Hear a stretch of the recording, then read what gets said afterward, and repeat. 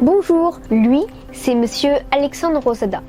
Il présente le JT sur France Télévisions Nouvelle-Calédonie la première. On voit aussi son nom à la fin de reportage. Enfin voilà, c'est un grand reporter. Mais c'est aussi un homme engagé qui participe à la promotion de l'écriture en Nouvelle-Calédonie puisqu'il est président de l'AENC et surtout il est écrivain lui-même. Ce personnage réunit à lui seul tout ce qui me passionne, me donne envie d'explorer et d'apprendre, de découvrir et de comprendre. L'audiovisuel, l'actualité, la lecture, l'écriture et à travers son écriture, son goût pour l'humain. Et là, stress au max. Comment on interviewe un journaliste ? J'ai fait quelques recherches sur le web, son travail est très visible, mais l'homme est très discret.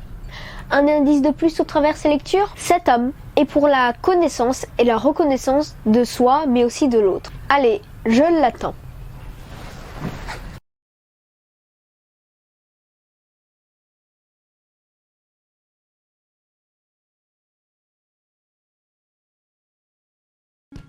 Le combat, un journaliste, c'est un homme qui d'abord est censé avoir des idées, c'est ensuite un historien au jour le jour, et son premier souci doit être de vérité. Pouvez-vous me dire ce que vous inspire cette citation ? Visiblement, vous avez choisi un bon auteur. Albert Camus, vraiment un grand auteur sur l'absurde notamment, et qui a laissé une trace très très importante dans la littérature française.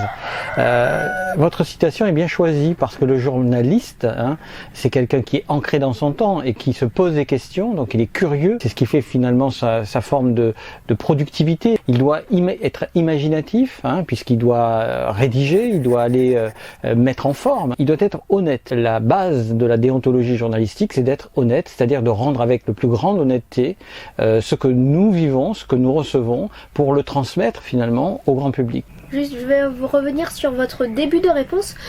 Donc du coup, selon vous, avoir des idées, c'est justement être créatif. Parce que également, pour moi, avoir des idées, c'était peut-être également avoir une opinion et justement l'insuffler au lecteur. Alors, une opinion, c'est-à-dire quand on parle de combat, la revue dans laquelle a contribué largement Albert Camus, on peut parler d'opinion, parce que c'est une revue qui avait une orientation politique. Donc là, on est dans l'opinion. Moi, je me place en tant que journaliste de service public, de l'audiovisuel, et là, l'opinion n'est pas admise. On ne doit pas être dans l'opinion de son opinion. On doit être dans une forme de retranscription, de compte-rendu le plus neutre possible et le plus honnête possible. C'est ça, l'honnêteté. Et justement, selon vous, c'est un peu ça la vérité, parce qu'en fait, je me demande qu'est-ce que c'est la vérité ? Parce que justement, est-ce que chacun ne verrait pas la vérité au travers le filtre justement de sa relecture des faits ? Alors la vérité, on recherche tous une forme de vérité. On cherche une forme de vérité et qui est souvent sa propre vérité. Et donc c'est là où intervient la personne, le jeu, c'est-à-dire qu'on voit les faits et on les interprète à l'aune de sa propre vérité.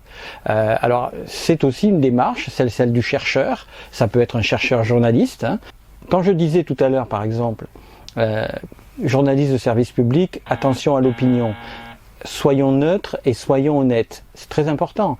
Mais il y a des formes dans l'expression journalistique qui permettent aussi de donner son opinion. C'est-à-dire que si on fait un éditorial en plateau lors d'une émission télévisée, on est dans l'éditorial, on est un peu dans son opinion. Donc vous voyez, il y a plusieurs formes aussi dans le journalisme. C'est assez mouvant et c'est assez riche et divers. Ok. Pour revenir à Albert Camus et justement à sa citation, je vais revenir sur le fait d'un historien au jour le jour. Parce qu'en fait, pour moi, un historien, c'est quelqu'un qui raconte l'histoire, mais l'histoire qui est justement passée et qui s'est inscrite dans l'histoire par conséquent. Donc comment est-ce qu'on peut être un historien au jour le jour ?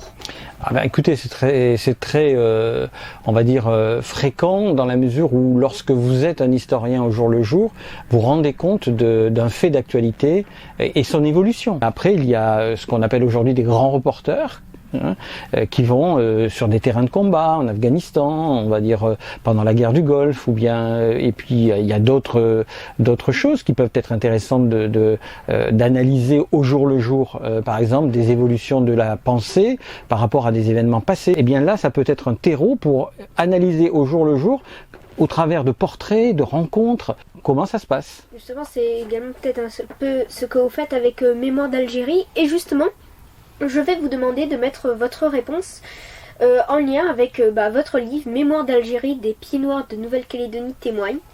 Donc avec cette phrase de la 4e de couverture qui est: pourquoi devrait-on se satisfaire de l'histoire officielle lorsque l'on évoque le passé de certains pays? Alors l'histoire officielle, c'est celle que fabriquent parfois les États, hein, parce que voilà, il faut bien à un moment donné tourner la page. Il y a des faits qui ont été connus, dits, officialisés. C'est une forme d'histoire officielle. Puis il y a la petite histoire, on va dire entre guillemets, parce que elle n'est pas moins importante que l'histoire officielle, celle qu'ont vécu les gens et qui ont ressenti les choses autrement que dans des dynamiques de géopolitique ou de stratégie ou de changement, on va dire, de statut. Et donc ces gens-là, moi, c'est ce que j'ai fait avec Mémoire d'Algérie. C'est l'histoire officielle existe. On sait qu'il y a eu une indépendance, on sait qu'elle a produit une séparation, et après, mais comment ont vécu les gens? Donc en fait, du coup, si j'ai bien compris votre réponse, l'histoire officielle dont vous parlez dans le résumé est en fait la mémoire officielle. Et justement, en fait, cette mémoire officielle peut différer parce qu'il existe plusieurs types de mémoire. Je crois la mémoire individuelle, collective et officielle, justement. Et donc, du coup, cette mémoire officielle peut des fois diverger de la mémoire collective. La mémoire officielle restera officielle. La mémoire collective des groupes humains restera la mémoire collective des groupes humains. Je crois que les deux se rencontrent à un moment, mais ils ont deux visions ou deux perceptions du même événement, pas radicalement opposées, parce qu'en fait les choses se convergent, mais quand même un peu différentes. Et c'est toujours intéressant d'aller essayer de comprendre comment la mémoire personnelle des gens et d'un groupe ou d'un collectif résonne à l'aune de la mémoire officielle. En tout cas, merci de cette réponse très complète. Et je crois qu'on peut passer au deuxième thème.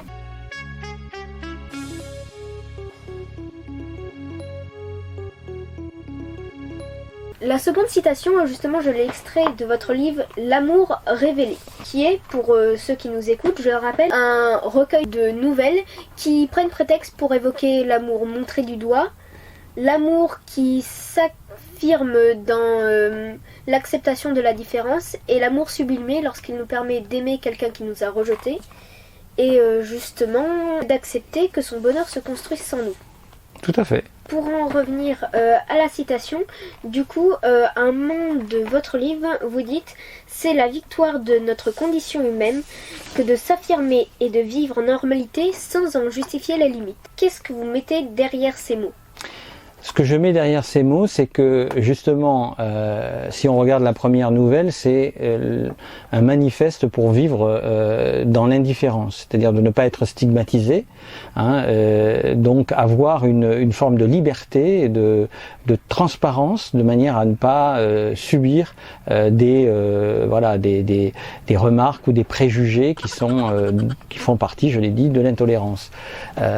C'est cela qui est très important dans une société. L'altérité, c'est autre chose. L'altérité, c'est un peu d'humanité avec l'autre. Et puis après, on a une autre forme, l'amour sublimé, hein, vous en avez parlé.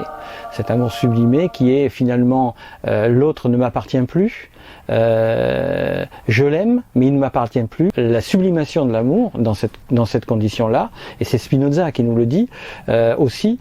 Eh bien, la sublimation, c'est de dire oui, elle ne m'appartient pas. Oui, elle ne m'aime plus, oui, il est parti, mais je l'aime quand même. C'est un livre qui m'a touchée parce qu'en fait, si je comprends bien, vous dites que l'homme est le meilleur de ce qu'il est lorsqu'il est capable de s'affirmer tel qu'il est, même dans la différence, et de faire de cette différence justement par un pan de normalité.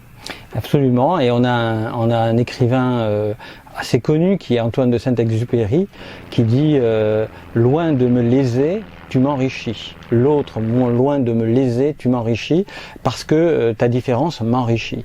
Donc c'est exactement ça, c'est-à-dire que voilà, on a tous des différences. Pour autant, il ne faut pas rejeter l'autre. Pour autant, il faut rester en connexion avec l'autre.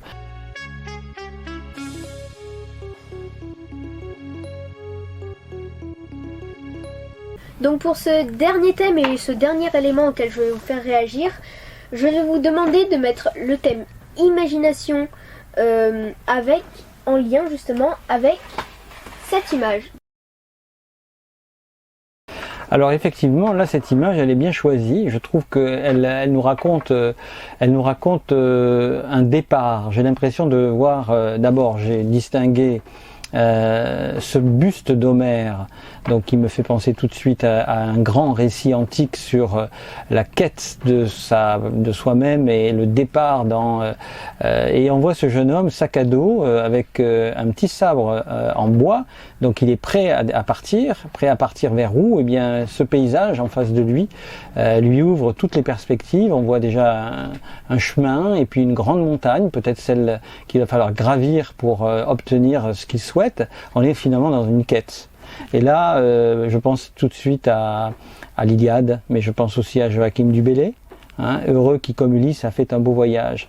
Eh bien, j'ai l'impression que ce petit jeune qui est là est un peu Ulysse, hein, qui cherche à s'en aller. Alors cette pelote de laine, eh bien, c'est le fil du temps qui va dérouler, hein, mais il est attaché derrière ce pré-départ, hein, pour un grand voyage. Et alors, cette pelote de laine, là, moi, elle me parle, elle me dit finalement, est-ce que c'est pas un symbole du temps qui va passer, du fil que l'on détourne, que l'on défile, hein, le fil du temps, hein, ça pourrait être ça. Et ce qui est intéressant, c'est qu'il est accroché à une poutre, donc ça veut dire qu'il part, mais il va certainement revenir, un peu comme Ulysse est revenu à Ithaque.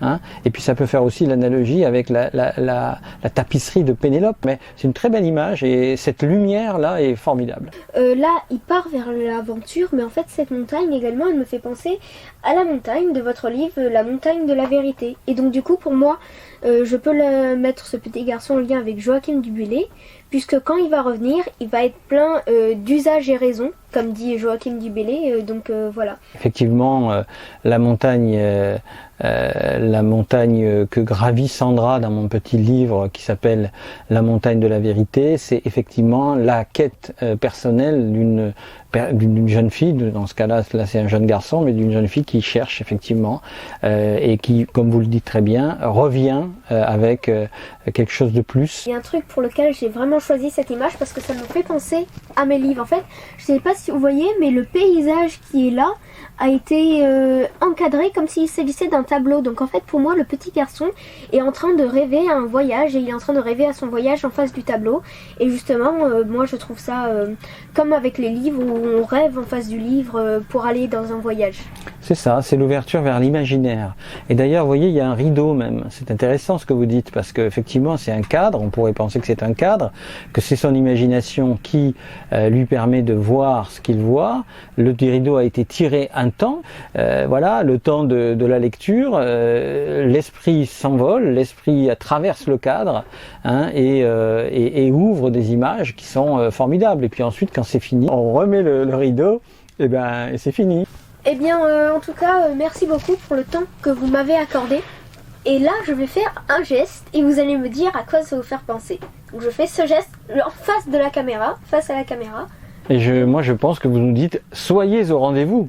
On peut le faire ensemble, s'il vous plaît? Oui, absolument. 1, 2, 3. Soyez au rendez-vous.